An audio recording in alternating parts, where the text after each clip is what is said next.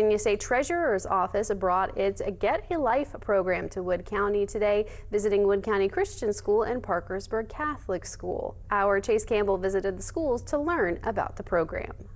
The West Virginia Treasurer's Office's Get a Life program is a budget simulation designed for middle and high school students. Students at Wood County Christian School and Parkersburg Catholic Middle School got the chance to work through the program Tuesday. Participants are assigned either a minimum wage job or a career requiring higher education, then work through a simulation demonstrating the kinds of expenses adults have to consider while budgeting. They go through a budget simulation to where they have a monthly budget and they have to make a monthly house payment, car payment, insurance, gas, groceries, all sorts of things, and kind of see how well they do with a monthly budget with a minimum wage job versus a higher education, kind of what their parents go through on a day-to-day basis, month-to-month basis, that kind of thing. Financial education specialist Katie Holstein says the goal is to show students the real cost of living before they're on their own. They're very surprised with how much goes into a budget and what they have to pay for, what are their wants and needs and things like that, and kind of eye-opening to see kind of what their parents are going through and appreciate their parents and guardians more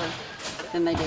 Holstein says imparting this experience helps prepare students for the real world. It's important because they're eventually going to be out on their own and have to see how well they can budget money and keep up with their monthly bills, plus their wants, their needs. Treasurer Larry Pack said introducing children to financial literacy at a young age is a good way to get them to start thinking about building lives and careers here in West Virginia. Chase Campbell, WTAP News.